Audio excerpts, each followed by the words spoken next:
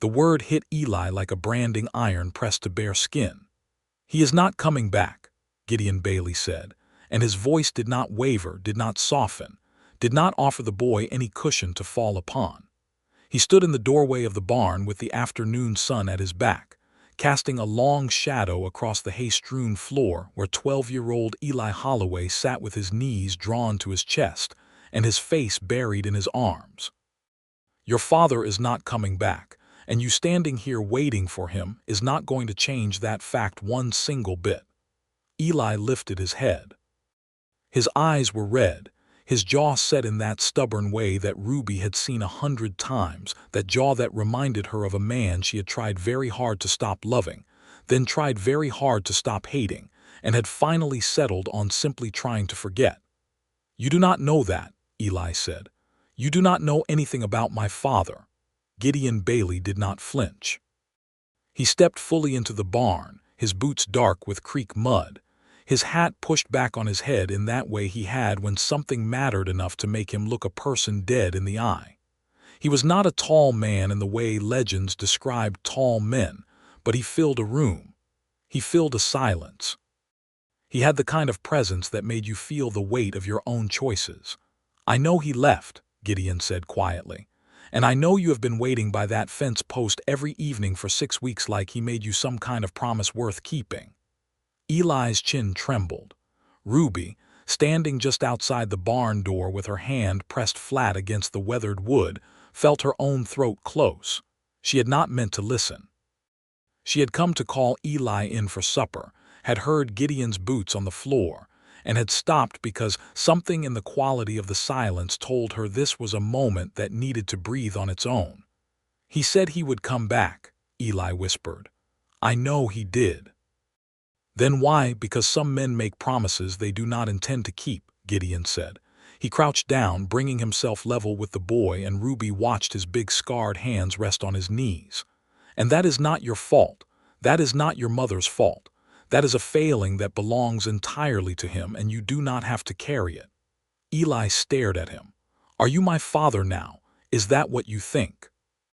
The question landed like a stone in still water, and the ripples moved outward, and Ruby pressed her hand harder against the wood and closed her eyes. Gideon Bailey was quiet for a long moment. When he spoke, his voice carried the weight of every hard year written into the lines of his face. "I am not your father," he said. "I will never claim to be something I am not, but I will stand beside you like one, every single day, if you will let me."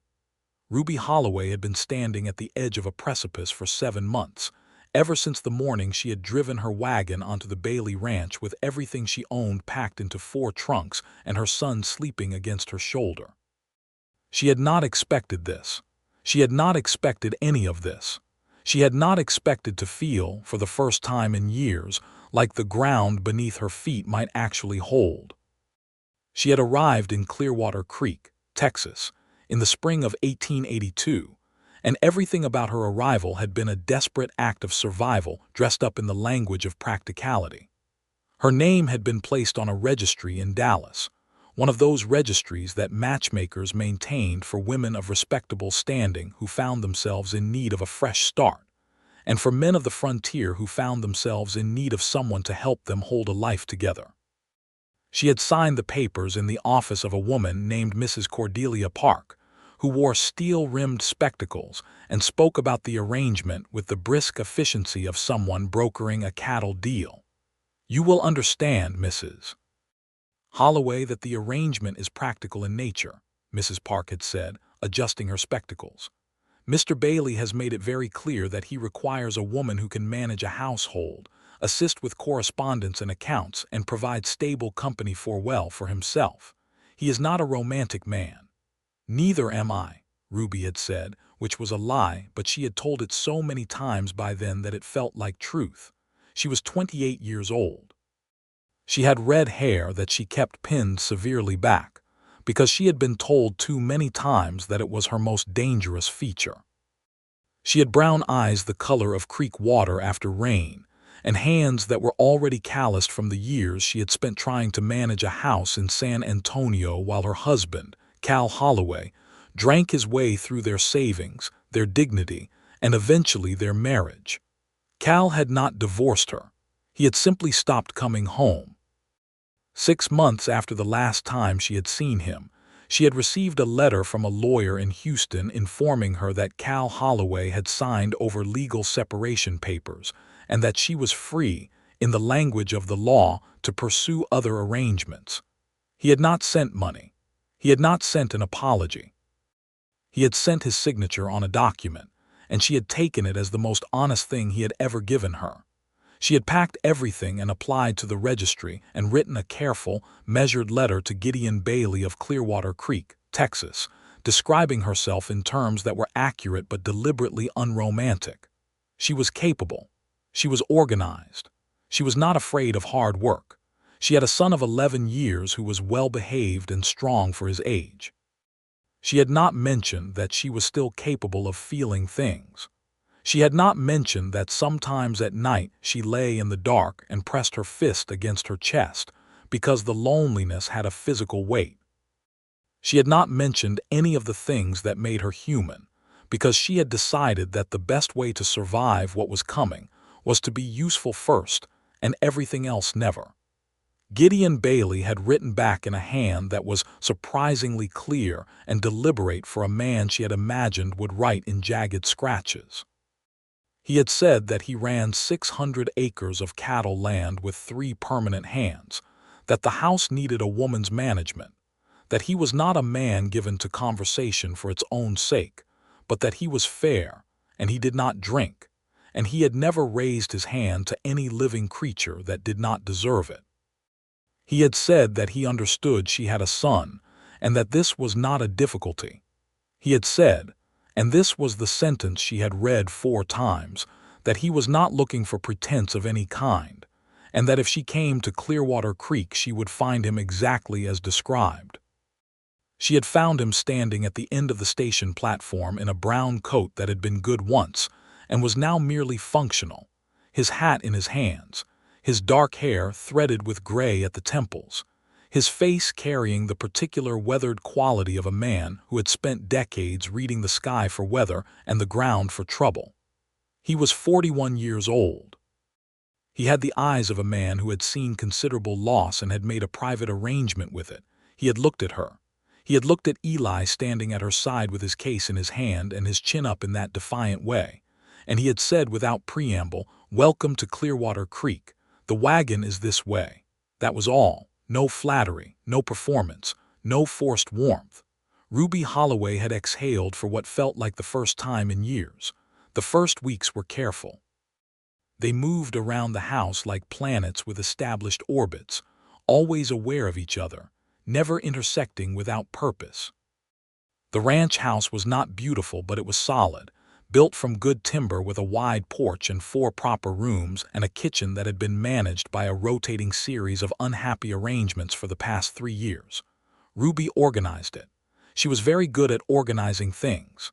She found the system in a week and improved it in 2, and she noticed that Gideon noticed, though he said nothing directly. He said most things indirectly or not at all. Eli was the first bridge. He was not a difficult child, but he was a watchful one, and he had the particular wariness of a boy who had learned early that the adult world was full of hidden motives and broken promises. He watched Gideon the way you watched a strange dog, gauging the distance between curiosity and danger. And Gideon, to his considerable credit, did not try to win the boy over. He simply went about his life, his work, his days, and somewhere in that honest indifference Eli found something he trusted more than any deliberate kindness.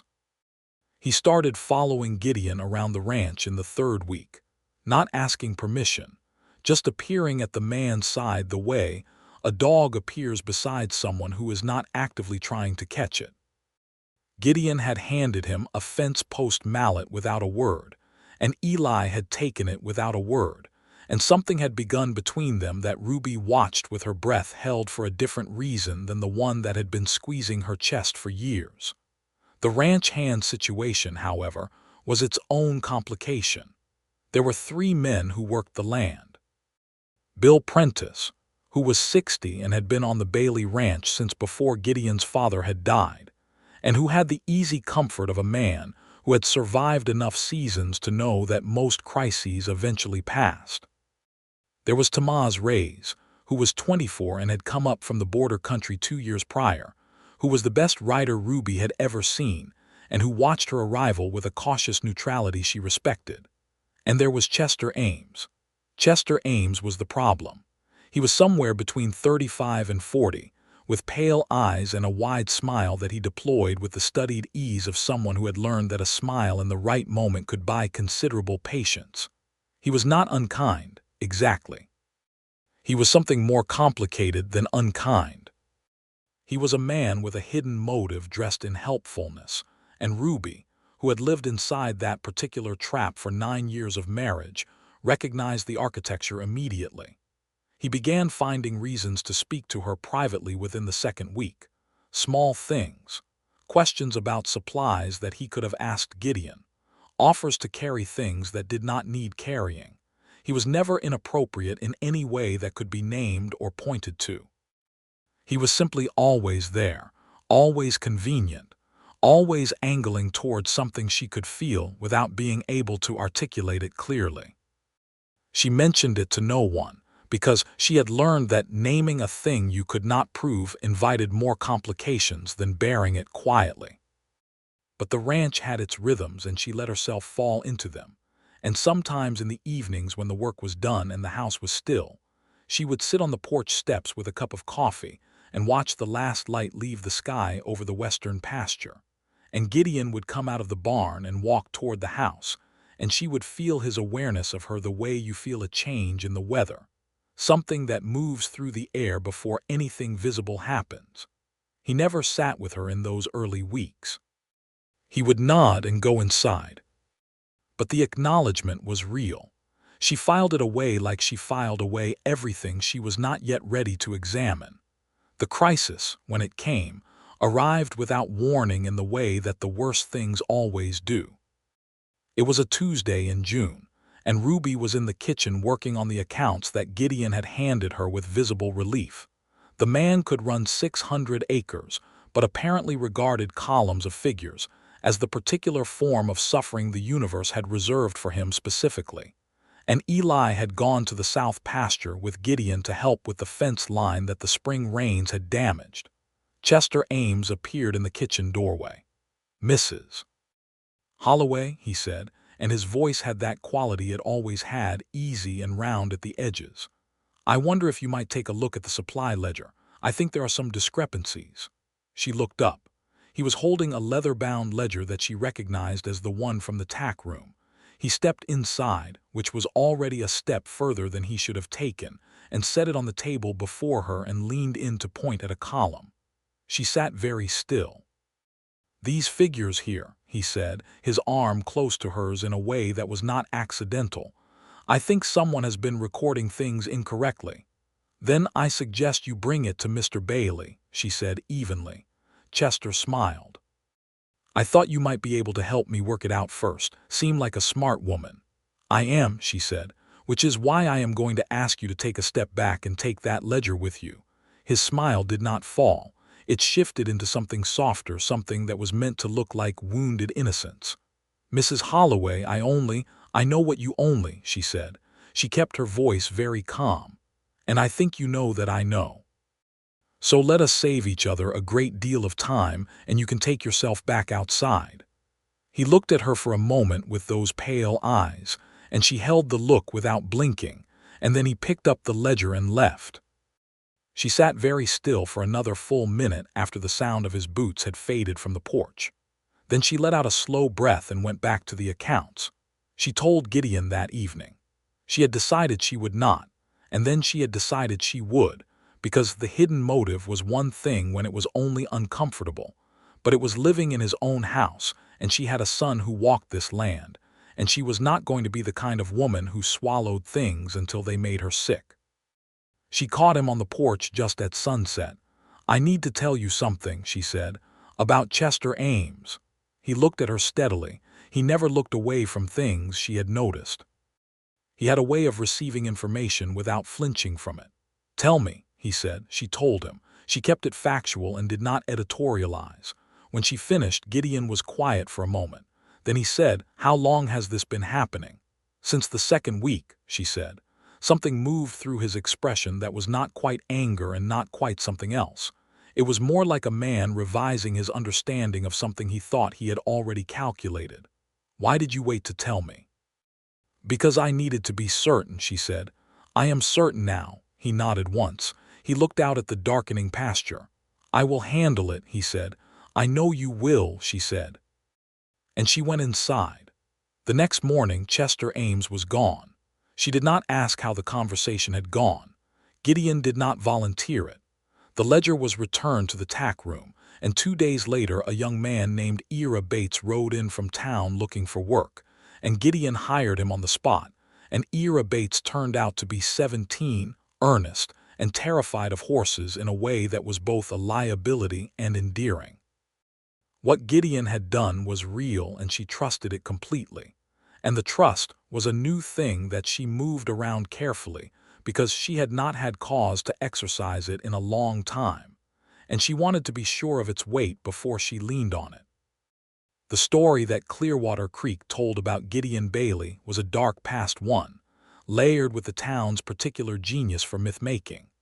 Ruby learned it in pieces, the way you learn most true things, not in one telling but assembled from fragments offered by different voices over time. Mrs. Clara Hatch, who ran the dry goods store and functioned as the town's primary information exchange, provided the first substantial piece when Ruby came in for calico in late June. "You know about his wife," Mrs. Hatch said. It was not a question. "Not much," Ruby said carefully. Mrs. Hatch lowered her voice in the way people did when they were about to speak at full volume. "Margaret Bailey died in the winter of '78. Fever took her, but there are those who will tell you it was the grief of losing the baby that made her too weak to fight it. The baby came early and did not survive the night, and Margaret, well, she was never quite right after that. And then the fever came in January, and she was gone inside 2 weeks."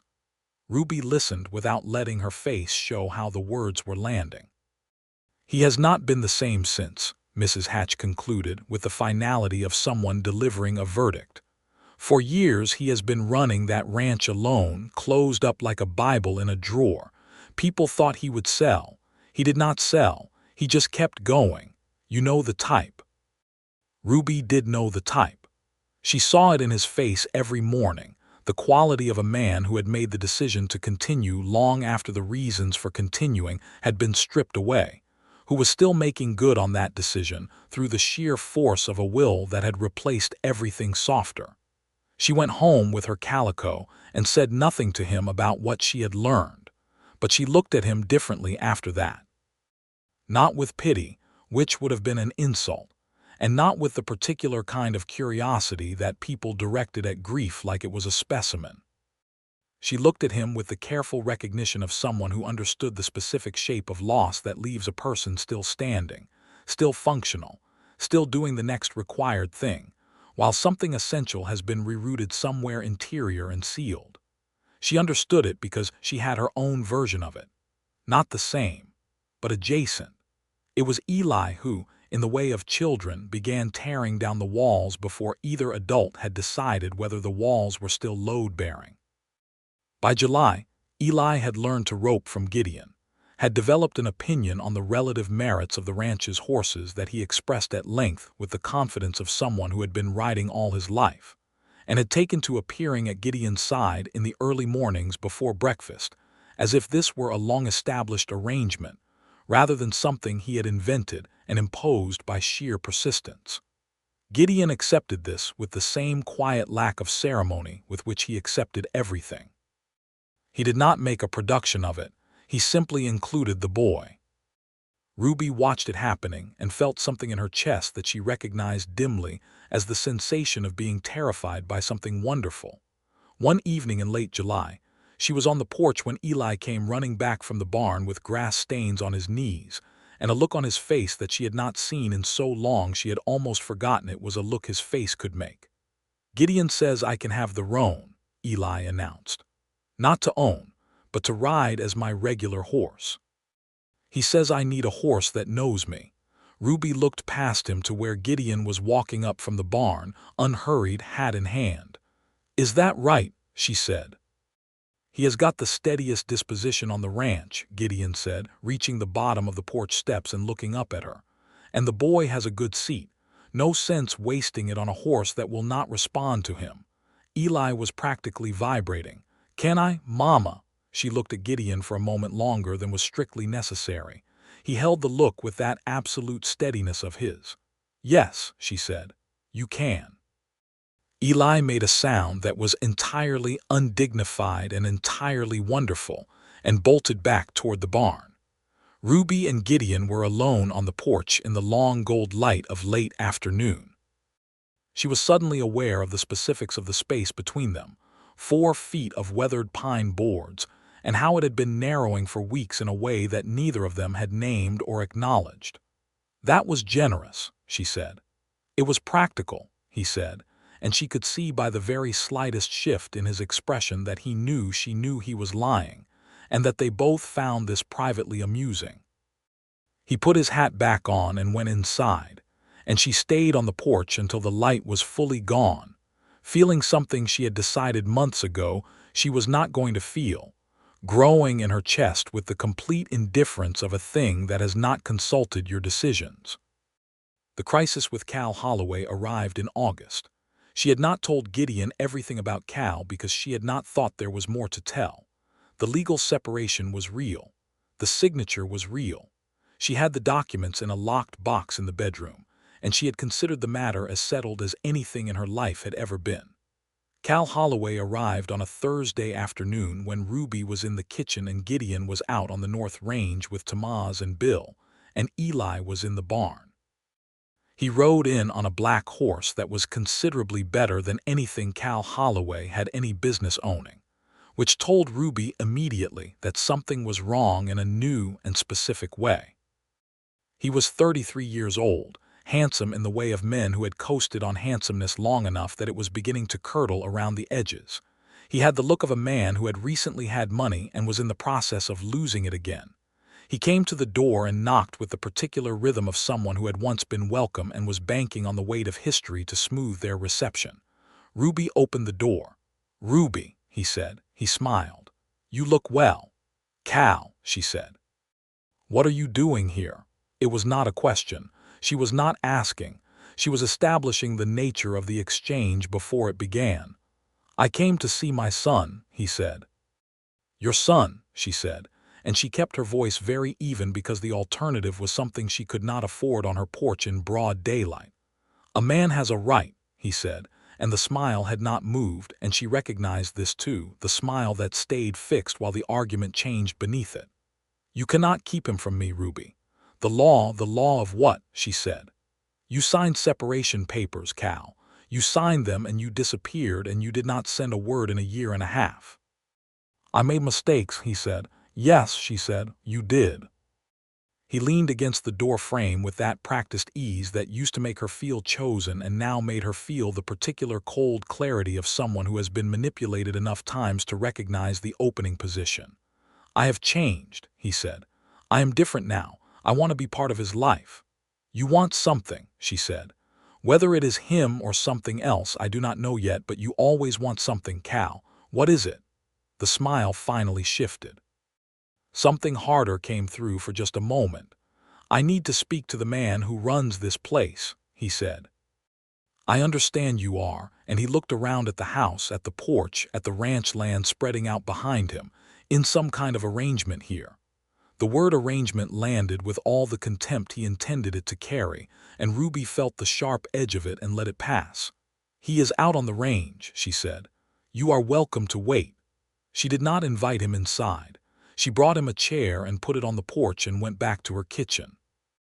She stood at the kitchen window and looked at the yard and made herself breathe in measured counts, and she thought about what Cal being here meant, and what he wanted, and why now, and whether there was money involved somewhere in this equation. There was almost always money involved in Cal Holloway's equations, and she thought about Eli in the barn, and whether Eli knew his father had come. She found out the answer to that question about 10 minutes later when she heard the barn door and looked out to see Eli standing in the yard staring at his father on the porch. Cal stood up. He spread his arms. He smiled. "Eli," he said, "look at you. You have grown." Eli stood very still. He did not run to him. He did not look away from him either. He looked at him with those dark, watchful eyes of his, and he said, "Why are you here?" Cal's smile only flickered for a moment. "To see you, son." "You did not come see me for a year and a half," Eli said. There was no emotion in it. That was the worst part, Ruby thought, watching from the window. The no emotion. That was what happens to children when the adults in their lives make promises they do not intend to keep. Gideon rode in an hour later. He came in from the North Range with Tamaz, and Ruby watched from the window as he registered the stranger on the porch and the particular shape of the situation without being told anything. He swung down from the saddle and handed his reins to Tamaz and walked toward the porch with that measured stride of his, unhurried, reading the landscape. "Gideon Bailey," he said when he reached Cal. He did not extend his hand. "Cal Holloway," Cal said, and extended his. Gideon looked at it for a beat and then shook it with the minimal economy of a man acknowledging a social form without endorsing what it represents. "You are Ruby's husband," Gideon said. "Her former." "What are you here for?" Gideon said. Ruby came out onto the porch. She had decided to stop watching from the window because she was not the kind of woman who watched things from windows when she could stand in the room where they were happening. Cal looked between them. He was recalculating. She could see it. He had arrived with one set of assumptions about what he would find, and he was revising those assumptions in real time. Whatever he had imagined about the nature of her arrangement here, the reality of Gideon Bailey standing in front of him was clearly different from the picture he had prepared for. "I want to spend some time with my boy," Cal said. He adopted a reasonable tone. "That is not an unreasonable thing for a father to want." "It is not," Gideon said, "but you are going to have to answer something first. You rode in here today without warning. You have not been part of this boy's life in a long time. What has changed?" Cal's eyes moved to Ruby. There was something in them that was not quite accusation and not quite appeal. It was the look of a man who had expected sympathy and found something else in its place. "I told you I have changed," Cal said. "I am trying to do right." "That is a statement," Gideon said. "It is not an answer." Cal straightened. The easy manner was still there, but it had acquired a tension underneath it like rope pulled too tight. "I do not see that it is your business to question my motives, Mr. Bailey. My son is my son." "Your son is on this ranch," Gideon said. "That makes it my concern." The word concern landed carefully. "Not my son, not my business, my concern." Ruby noticed it. She noticed everything Gideon said and did not say. Cal stayed for the rest of the afternoon. He spoke to Eli in the yard, while Ruby and Gideon both moved nearby with the particular vigilance of people doing other things. She watched Eli respond to his father with the cautious politeness of a child who had not entirely given up hope but had learned to hold hope at arm's length. That evening after supper, after Cal had ridden to town to stay at the hotel, after Eli had gone to bed with more quietness than usual, Ruby and Gideon were alone at the kitchen table with the remains of the coffee. "He wants money," she said. Gideon looked at her. "I know him," she said. "He does not want Eli. He wants something else, and Eli is the way he thinks he can get it. He has always been good at finding the thing a person loves and using it as the path to what he actually needs." "What does he think you have that he wants?" Gideon asked. "I do not know yet," she said, "but I will find out." "You do not have to find out alone," Gideon said. It was a simple sentence. 4 words at the end of it that she had not heard in so long that they did something to her chest that was embarrassing in its intensity. She looked down at her coffee cup. "Thank you," she said. They sat in silence for a while. The lamp on the table made a warm circle of light around them, and outside the window the Texas night was full of cricket sound, and the distant complaint of cattle and the smell of summer grass coming through the open window. "Can I ask you something?" she said. "You can try," he said. Why did you not just tell the registry you did not want children included in the arrangement? She said. You had that option. Mrs. Park made it clear that was something people specified. He was quiet for a moment. He turned his coffee cup between his hands, a slow rotation that seemed to be the physical expression of something he was deciding. I had a son, he said. He did not survive the night he was born, and my wife, he stopped, turned the cup. My wife followed him not long after. Ruby sat very still. I specified that children were not an obstacle, he said, because I did not want to be the kind of man who made a child feel like an obstacle, even if it was harder. She looked at him across the table and felt the specific weight of his particular kind of bravery, which was not the kind that made noise or required an audience, but the kind that shows up in the small decisions that no one ever sees being made. Gideon, she said. He looked at her. I am glad I came here, she said. He was quiet for a moment. So am I, he said, and the simplicity of it was the most direct thing he had said to her in 3 months, and she felt it land somewhere that mattered. The situation with Cal came to a head 3 days later. He had spent the intervening days in and out of the ranch, spending time with Eli in the measured ways of a man performing fatherhood for an audience, and Ruby had watched and waited, because she had learned with Cal that the truth of his motives always surfaced if you gave it enough time and enough rope. It was Bill Prentice who brought her the information she needed. Bill came to her in the kitchen on the 3rd morning with his hat in his hand and a look that meant he had been carrying something and had decided she needed to know it. I was at the saloon in town last night, he said. I do not make a habit of it, Mrs. Holloway, but I had business there. I am not judging you, Bill, she said. He nodded gratefully. Your former husband was there, talking to a man I know by sight from the county, name of Darren Webb. He is a land agent, not a good one. Ruby set down the coffee pot. Tell me the rest. They were talking about the Bailey land, Bill said. About the water rights on the south edge of the property. There is a dispute going back 6 years between Gideon and the Farrow family over those rights, and I think your former husband has been talking to people about it. Talking to people who have an interest in Gideon losing the dispute.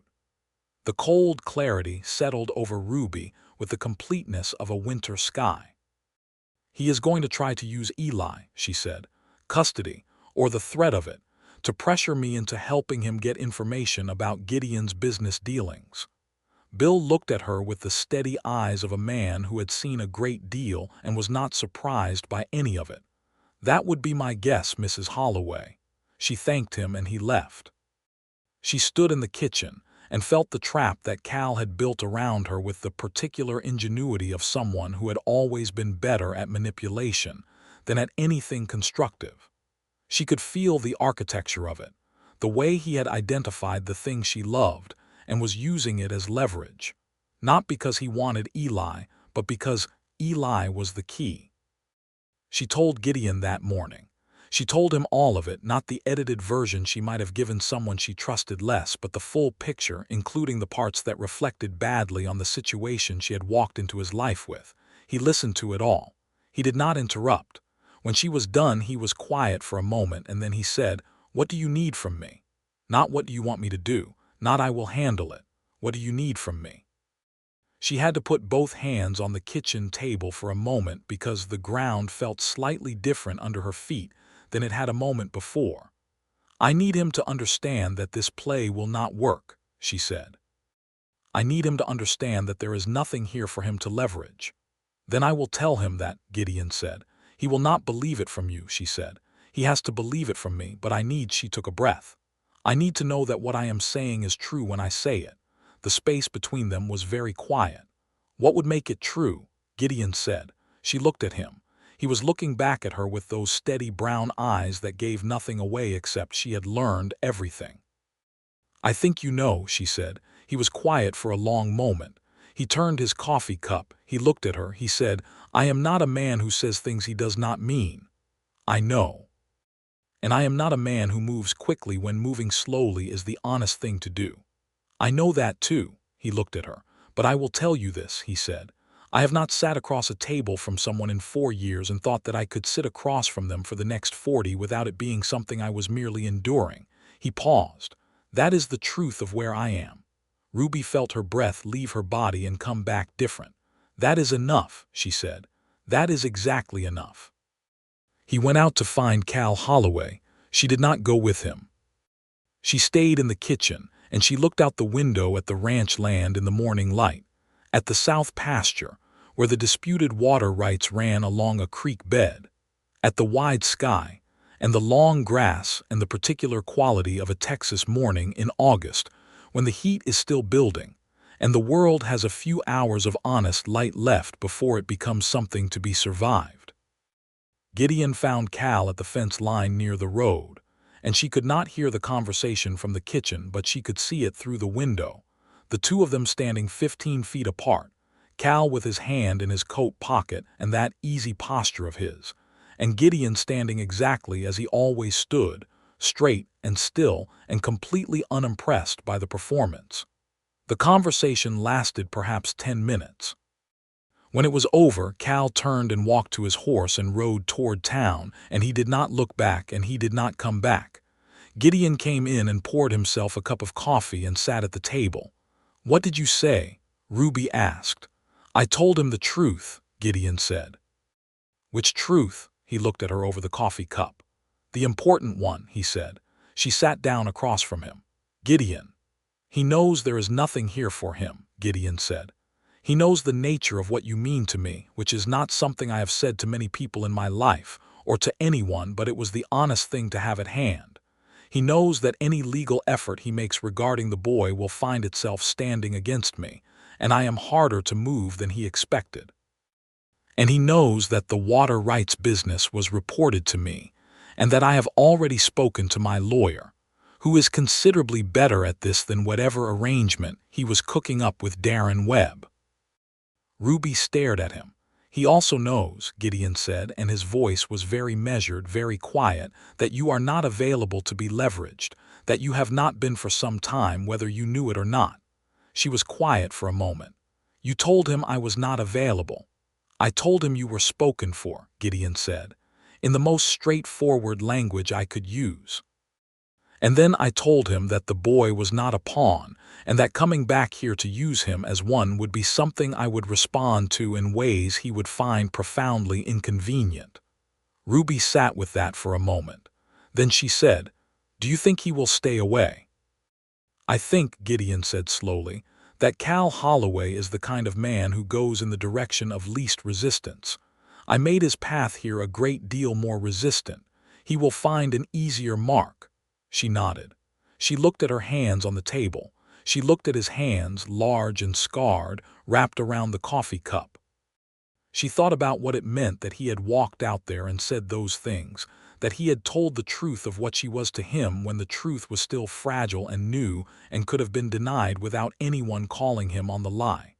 "You told him I was spoken for," she said. "Yes." "Is that accurate?" she said. I mean, she was doing something she almost never did, which was not being sure of what she was saying before she said it.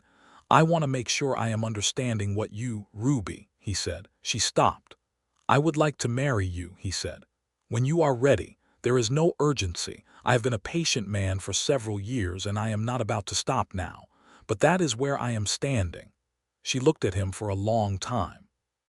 She felt the full weight of the past several months pressing in around this moment. The careful orbits and the slow trust, and the way he had included her son without making it a performance, and the way he had looked at her that very first evening on the platform with those eyes that read the landscape, and how she had exhaled, and how she had spent 30 years learning to breathe her own air, and had not expected to find it anywhere on a cattle ranch in Clearwater Creek, Texas. "I am ready," she said. "I want you to know that. I am not making you wait out of uncertainty." "Then what are you making me wait out of?" he said. "I am not making you wait at all," she said. "I am saying yes." Something crossed his face that she had not seen before. It was very brief and very real, the quality of a man being given back something he had decided he would never see again, and then it was settled back into that composure of his, but she had seen it, and she kept it, and she knew it was truer than anything she had been given in years. "Then we are agreed," he said. "We are agreed," she said. They were married in September. It was not a large wedding. Ruby had not wanted large, and Gideon had very visibly not wanted large, and together they had arrived at the perfect size, which was the minister, Bill and Tamaz and Ira Bates from the ranch, Mrs. Clara Hatch from the dry goods store, who cried with the absolute conviction of someone who had been waiting for this particular development, and Eli. Eli, who had been told 3 days before, had sat with the information for the better part of a day, and then had come to find Gideon in the barn and had said, with that precise directness that Ruby thought was the best part of him, "If you marry my mother, what does that make you to me?" Gideon had stopped what he was doing. He had looked at the boy with full attention, the way he always looked at things that deserved it. "It makes me your mother's husband," Gideon said. "That is the technical answer. What is the other answer?" Gideon had been quiet for a moment. "The other answer is that I am not your father," he said. "I will never try to replace what that is or should be, but I will stand beside you like one, every day, in every way that matters, and that is a promise I know how to keep." Eli had stood there for a moment. Then he had said, "All right then," in the voice of someone who has received a contract with terms they find acceptable, and he had gone back to brushing down the roan, and that was that. The wedding was held on the porch of the ranch house on a Saturday morning in early September, with the grassland stretching out behind them, and the sky an enormous clean blue, and a breeze coming in from the north that made the heat bearable. Ruby wore a green dress that she had made herself from the calico she had bought from Mrs. Hatch in June, and she did not carry flowers because she had been carrying things for a long time, and she wanted both hands free.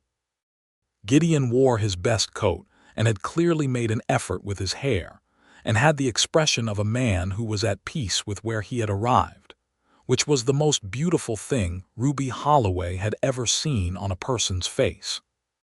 The minister read the words and they said the words, and at the moment when the minister said, "You may now kiss your bride," Gideon took one step toward her and put his hand against her face with a gentleness that was completely at odds with the scarred roughness of his hand, and she leaned into it, and he kissed her very quietly and very thoroughly, and Mrs. Clara Hatch made a sound that probably carried to the next county.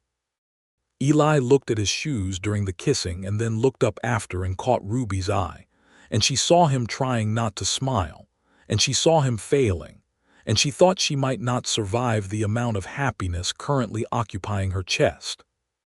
The fall came in with all its color and its work, and Ruby and Gideon settled into the new shape of their life with the ease of people who had already done most of the hard navigating before the ceremony made it official. She took over the accounts entirely and found, within the first month of full authority, 3 places where money had been going sideways, not maliciously, but through the accumulated inertia of years of disorganized record-keeping. She corrected them and presented Gideon with the adjusted figures on a Tuesday evening, and he stared at them and said, "How?" And she said, "Columns." And he said, "I have never understood columns." And she said, "I know." And he looked at her with that thing in his expression that was not quite a smile but was adjacent to one, and she thought that adjacent to a smile from Gideon Bailey was worth more than a full grin from almost anyone else. The water rights dispute was settled in November.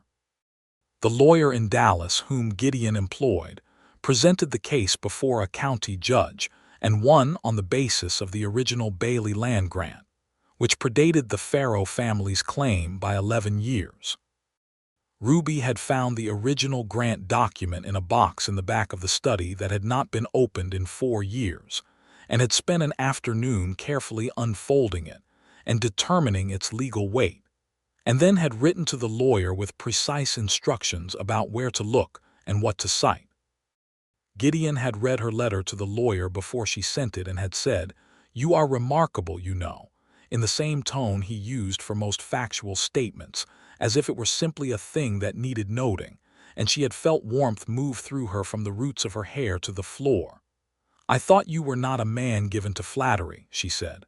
"I am not," he said. "That was an observation." "Noted," she said, and sealed the letter, smiling at the table. Eli grew into the winter with a sureness that was good to watch.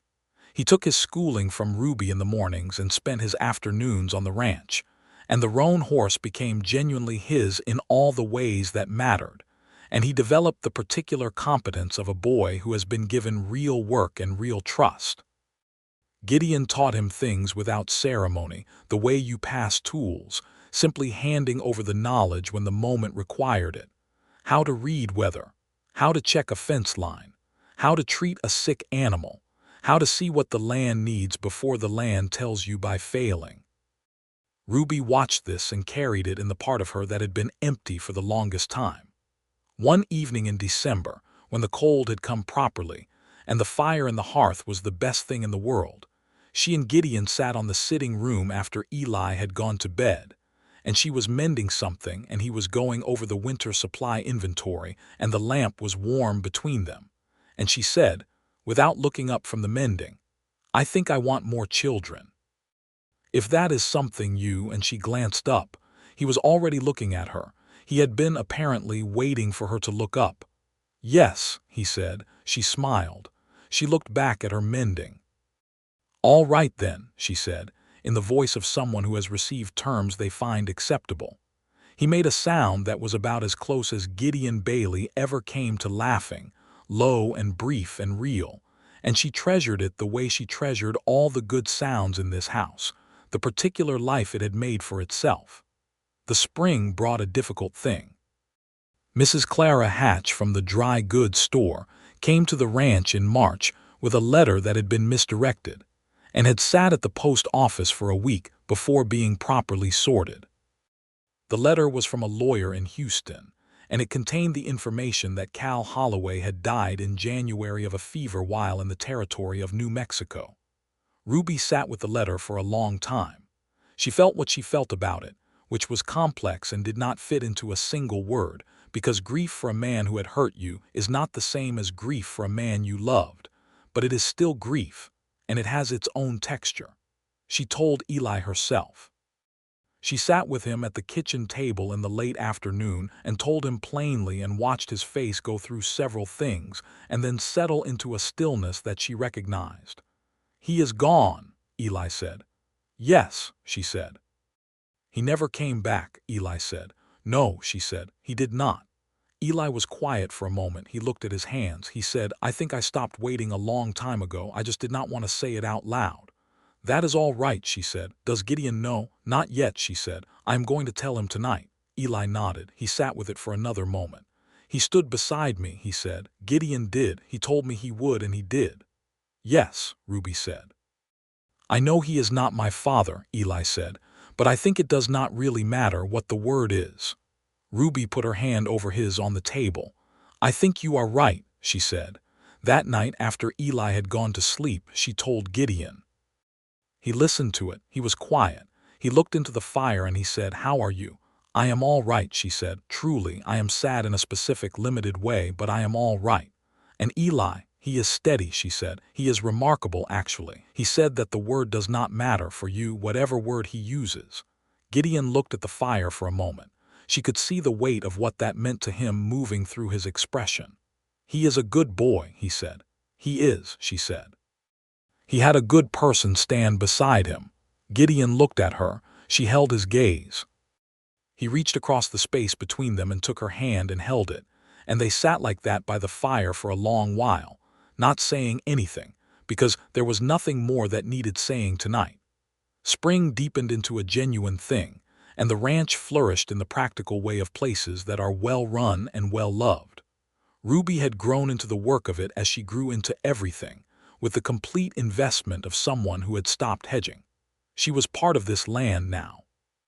She felt it under her boots when she walked out in the mornings to the garden she had put in along the east side of the house. Tomatoes and beans, and 3 rows of corn that Eli was entirely too competitive about. Gideon watched her in the garden sometimes from the barn. She knew he did. She could feel the particular quality of his attention even at a distance, and she would sometimes straighten and look over her shoulder and catch him at it, and he would not look away, because he was not a man who pretended he had not been doing what he was doing. She loved him with the full force of the person she had turned out to be, which was a more substantial love than anything she had managed before, because she knew now what she was bringing to it.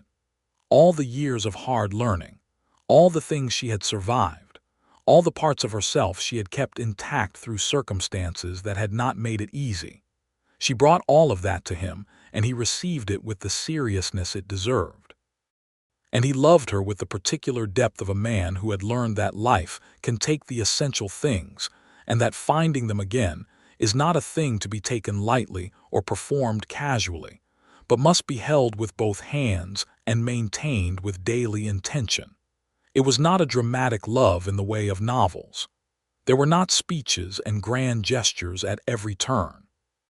There were mornings on the porch with coffee when the dawn came up gold over the eastern pasture, and he stood beside her in the quiet with his shoulder against hers, and that was enough. There were evenings in the kitchen when she was working and he came in for water and paused behind her and put his hand briefly against the back of her hair and went back outside, and that meant more than hours of declaration would have.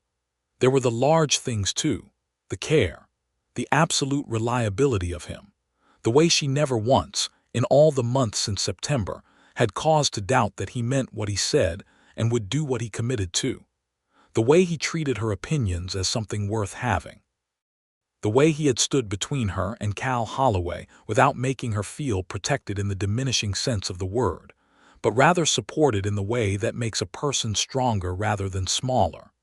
In May, Ruby discovered she was expecting a child.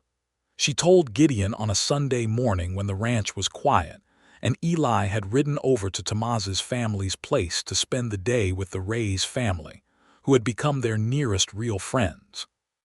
She told him in the kitchen over breakfast, simply and directly, watching his face. What happened to his face was the most private thing she had ever witnessed. She would not describe it to anyone ever, because it was entirely his and she had only been given a window to it. But she kept it in the most protected part of her memory, that moment, the particular opening of him, the way the guarded man with 4 years of sealed-up grief became, for about 30 seconds, something completely undone by an uncomplicated joy. He got up from the table and he came around to her and he pulled her to her feet and held her with the careful intensity of someone who has been taught by loss to hold things properly, and she put her face against his shoulder, and neither of them said anything for a long time. "Are you all right?" he said finally. "Are you healthy?" "We should have the doctor come out. I am perfectly healthy," she said, muffled against his shoulder. "I am not made of glass." "I know you are not," he said. "I know that. She pulled back and looked at him. "I know," she said. "I know what you are thinking about, but I am here, I am strong, and this child is going to be fine." He looked at her with those eyes that had taken 4 years of weather and loss and had come out the other side of it with their seeing intact. "Yes," he said. He put his hand against her face. "Yes, you are right." She turned her head and pressed her lips briefly to his palm. "We should tell Eli," she said. Eli took the news with the thoughtful gravity of someone receiving important information and needing time to file it properly. He asked several practical questions about sleeping arrangements and whether there would be noise. He was told that yes, there would be noise, and that he would survive it, and he appeared to accept this. And then in the casual way he had of dropping the real thing after the preliminary things, he said, "I think Gideon is going to be very good at it." "At what?" Ruby said. "The baby," Eli said, with the faint impatience of someone who thought he had been clear. "Being a father for a baby, he is already good at the standing beside part. I think the being there for a baby part is probably similar." Ruby looked at her son and felt the specific form of love that only comes from watching a child choose generosity when they could have chosen otherwise. "I think you are right," she said. Summer on the ranch was heat and work and the slow approach of something anticipated. Ruby continued the accounts and the household management without reducing her involvement, partly because she was genuinely not made of glass, and partly because the work was satisfying in its own right, and because Gideon respected her choice without making her argue for it. She had been keeping a careful eye on the broader situation in Clearwater Creek, because the town was the context of their life, and what happened in it mattered. The county land agent, Darren Webb, who had been part of Cal Holloway's aborted scheme, had been found to have engaged in similar schemes with other parties, and a formal complaint had been filed with the county commissioner's office. Ruby had written the formal complaint herself, on Gideon's behalf and with his full knowledge, in language that was precise and well-evidenced, and left no useful gaps for refutation. Webb had been removed from his position in June.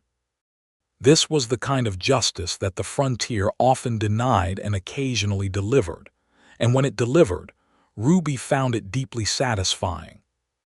Tamaz Reyes, who had watched Ruby's arrival with cautious neutrality and graduated through trust to something approaching the warmth of a younger brother, became the de facto foreman of the Bailey Ranch when Bill Prentice's knees, finally, made the decision that Bill's stubbornness had been delaying for 2 years, and Bill retired to a small house in town with what Ruby calculated was an equitable pension from ranch proceeds. She had put the numbers before Gideon on a Sunday afternoon, and Gideon had looked at them and said yes, without a moment's hesitation, which was the kind of man he was. Ira Bates had, over the summer, developed a workable relationship with the horses that had gone from terrified to merely respectful, which was probably the right emotional register for a 17-year-old interacting with animals that outweighed him considerably. The autumn arrived. The baby arrived with it. He came in early October on a Tuesday, with the assistance of Dr. Marsh from Clearwater Creek and Mrs. Hatch, who had appointed herself helpful and been too useful to turn away. He was a boy. He was loud about it. Gideon held him for the first time with the absolute careful reverence of a man who has learned what it means to hold something irreplaceable. Ruby watched him from the bed and saw the echo of that private moment from May cross his face, the same uncomplicated joy, and she thought that joy might be the thing that saves a person who has survived enough to understand its rarity. They named him James. James William Bailey, William after Gideon's father, James after no one in particular except that it sounded right when they said it together. Eli came in and looked at his brother for a long time and then said, "He is very red," which was accurate, and then held him with the focused concentration of someone determined not to drop a thing. "You are a good brother already," Ruby said. "I am not going to drop him," Eli said, which was not quite what she had said but was probably what mattered most to Eli right at this moment. Gideon sat on the edge of the bed with Ruby and looked at his son in Eli's arms and then looked at her, and she reached for his hand and held it, and he held it back, and the lamp was warm and the October night was coming through the window in a clean, cool wave, and the sounds of the ranch settled around them like the breathing of something alive and ongoing. What she felt in that moment she could not have named in total, but she could name the parts. Gratitude, enormous and specific. Love, the real kind that lives in the ordinary rather than above it. The deep satisfaction of having survived what needed surviving and arrived somewhere worth arriving. The knowledge that she was known by the person beside her, not the version of herself she had tried to present to Mrs. Park's registry, not the useful, capable, unromantic woman she had described in her letter, but the full person, the one with red hair she no longer pinned so severely, the one who laughed at figures in columns, the one who kept promises, the one who needed keeping. She was known and it was returned, and that was the whole story. Winter came to Clearwater Creek with its particular beauty and its demands, and the Bailey Ranch met both. The fireplaces worked and the house was warm and the accounts were in order, and the cattle weathered the cold in the south pasture, where the creek did not freeze entirely. James grew with the single-minded efficiency of a healthy infant, announcing his various states of being to the household with complete confidence. Eli, at 13 now, had grown several inches in the autumn, and had acquired the particular self-consciousness of a boy approaching the border of something different. But on the ranch he remained himself, sure-footed and observant, and the roan was his, and the land was familiar, and he moved through it with the ease of someone who belongs somewhere. One January evening, Gideon and Eli were in the barn together working on a saddle that needed replacing, and Ruby was in the kitchen with James asleep against her shoulder, and she could hear them through the open window, the low particular sound of Gideon's voice and Eli's higher one, talking about something technical involving leather and stitching. She could not hear the words, but she could hear the quality of it, the ease between them, the absence of performance. She rocked slowly and held her sleeping son and listened to the murmur of the two of them, and the fire was warm and the night was quiet, and she thought about what it meant to have built this. Not received it, built it. Chosen it, piece by deliberate piece, out of the rubble of something that had failed, chosen it with the courage of a woman who had been told too many times what she could not have, and had decided that the telling was someone else's limitation, not hers. She had chosen a difficult man, a man of silences and scars, and a particular kind of sealed-up grief that the right circumstances could open. She had chosen a place that was hard and a life that demanded real work and real presence.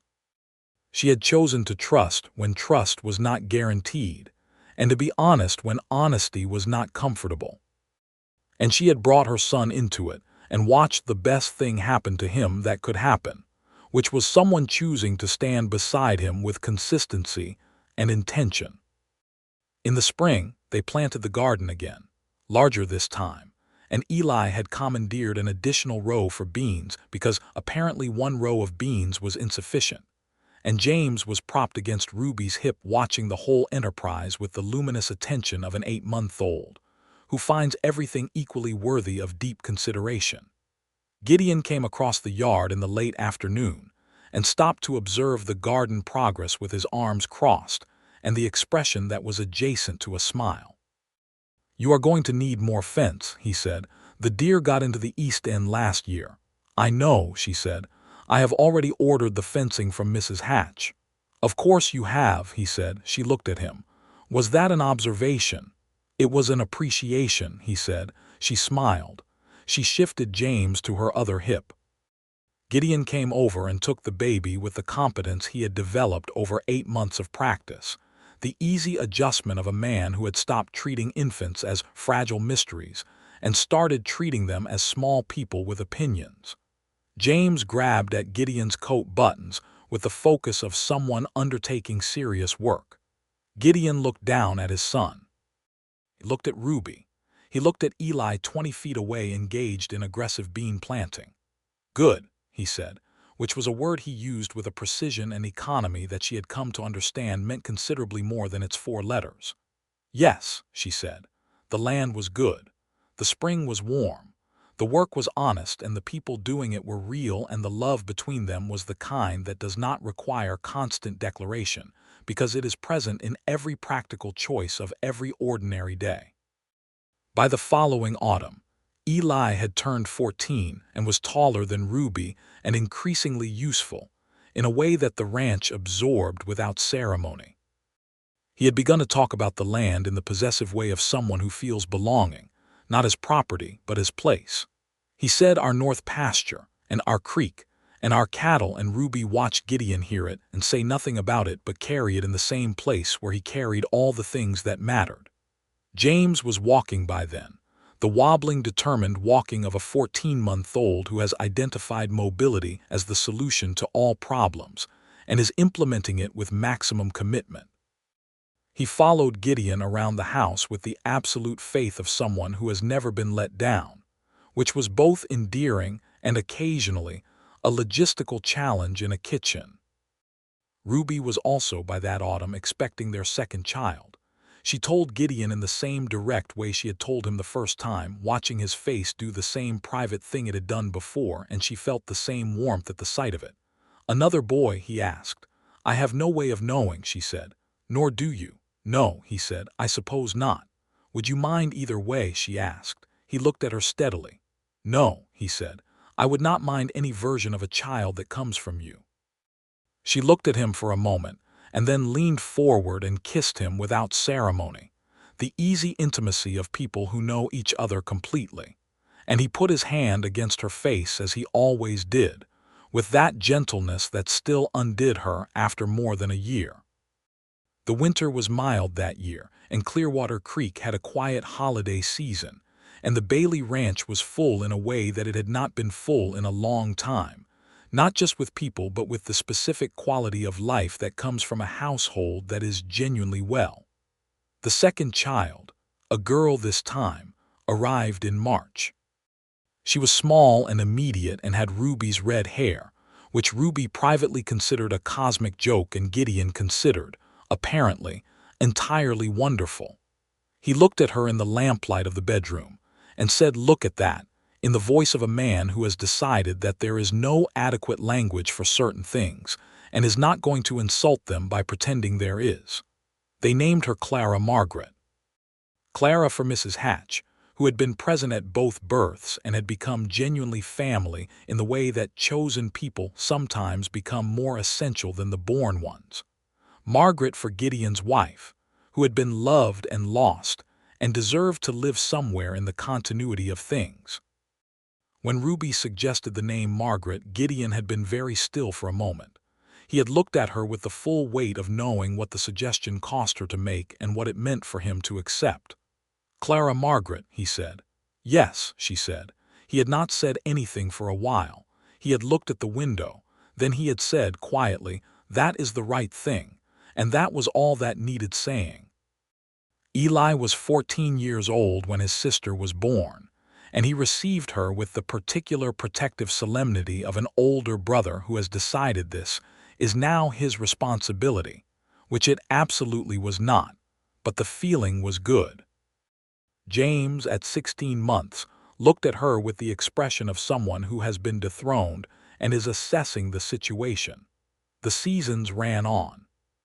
The ranch grew under Ruby's management of the accounts and Gideon's management of the land, and the two of them had long since stopped being careful around each other and had settled into the full honest mess of a shared life, which included occasional arguments about supply expenditures and more than one discussion about the cattle count methodology in which both of them were entirely right in different ways, and which always ended in the same place, which was agreement that they were both necessary and different, and that this was precisely what made it work. Tomas Reyes married a woman from town named Anita in the spring of the second year, and the wedding was held on the Bailey land with Ruby's blessing and significant organizational assistance, and it was a genuinely lovely afternoon that lasted until well past sunset and involved more dancing than Clearwater Creek's saloon floor had seen in a season. Gideon did not dance. He stood at the edge of the gathering and watched with the expression of someone observing something pleasant from a comfortable distance. "Dance with me," Ruby said. "I do not dance," he said. "Gideon." He looked at her. He looked at the dancers. He made the expression that was adjacent to the smile. He held out his hand. He was a terrible dancer, as promised, but he held her with the same precise care with which he held everything valuable, and she laughed against his shoulder, and he said, "I warned you," in a voice that was trying not to be amused and failing, and she said, "You absolutely did," and did not stop laughing. The frontier was not gentle. It never had been. There were years that tested the ranch and tested the people in it. A dry summer that required selling part of the South herd. A fever that went through the community in the winter of 1885, taking 3 people in town before it was done. A dispute with a neighboring rancher over a broken fence line that required 2 months and considerable legal correspondence to resolve. Through all of it, the shape of what they had built held, not because it was immune to difficulty, but because it had been constructed from honest materials by people who had stopped pretending they did not need what they needed. Eli grew into a young man of considerable substance. At 17, he was working the ranch with a skill and seriousness that Tomas respected and Gideon trusted, and he had the character of someone who had been given real values by example rather than instruction. He did not romanticize the land. He understood it. He knew that it required work that did not stop and attention that did not wander, and he gave both because he had watched Gideon give both for 5 years, and had concluded that this was what loving a thing looked like when it was done properly. One afternoon that summer, when the work of the day was done and the light was long and gold, Eli came to stand beside Gideon at the fence where the property line met the horizon, and they stood there together looking at the land, and Eli said, "I want to work this ranch, my whole life. If that is something that would be," he stopped. "If that is something you would want." Gideon looked at him. "It is your land," Eli said carefully. "It is your family's land, I know that." "It is your land," Gideon said. Eli was quiet. "It has been your land since the day you showed up in my barn uninvited and decided to stay," Gideon said. "I have been waiting for you to figure that out." Eli looked at him for a moment with the eyes of a boy who has been given something he did not know he was hoping for and needs a moment to take the full measure of it. "All right then," Eli said. "All right then," Gideon said. They stood there for a while longer in the good light of the summer evening. Ruby was on the porch when they came back in. She looked at them, the man who was not Eli's father in the technical sense and the boy who had chosen him anyway, walking side by side with the easy stride of people who know the same ground, and she felt the full sum of what their life had become. James was on the porch steps eating an apple with complete focus. Clara, 2 years old and in possession of her mother's hair and her father's absolute self-possession, was in the dirt beside the steps conducting an investigation of something that may have been a beetle. Ruby looked at all of it. She looked at Gideon coming up the steps and the way he touched the back of her hand as he passed, the small daily claim, the ongoing fact of him. She had come to Clearwater Creek with everything she owned in 4 trunks and her son against her shoulder, and the careful plan of a woman who had decided she was done with hope in the romantic sense and was going to make something functional instead. She had been entirely wrong about what she was coming to. She had been wrong in the best possible way, which is the only good kind of being wrong. She had found something functional and something essential, and the specific love of a man who meant everything he said, because he had learned the hard way what the alternative cost. She had found a place where her full self, the capable woman and the feeling one and the stubborn one, and the one who laughed at columns and kept her hands calloused and her heart open, all of her was necessary and wanted. And her son had found someone who stood beside him, not as a replacement for what he had lost or what he had never quite had, but as something real and present and entirely its own thing. A man who showed up at fence lines and in barns and on mornings before breakfast, who taught by doing and loved by staying. "Supper," she said. "Coming," Eli said. James stood up from the steps with his apple. Clara emerged from her investigation carrying something she was apparently planning to bring inside, which Ruby would address momentarily. Gideon held the door. He looked at her as she passed. "Good day," he said. "Good day," she said. She meant it as completely as she had ever meant anything. The evening settled over the ranch the way evenings do when everything that needs doing has been done, warm and particular, with the sound of the land breathing, and the smell of supper from the kitchen, and the voices of children in the rooms, and the deep ongoing certainty of a life that is, by every measure that actually matters, profoundly, completely, entirely right. The years that followed were the years of ordinary grace. James grew into his father's deliberate quiet and his mother's sharp precision, a combination that made him, by the time he was 10, entirely formidable in an argument. Clara grew into whatever Clara turned out to be, which was entirely herself from the beginning, with her red hair and her steady brown eyes, and a tenacity that no one in the family could identify the origin of, though Gideon said once, with the precision of a man stating a geological fact, that it came from her mother, which was the most flattering thing Ruby could imagine being told. Eli, at 20, was the de facto head of ranch operations alongside Tamaz, and Gideon had begun the gradual and deliberate process of stepping back that wise men begin when they have built something they want to endure. He did not disappear from the work.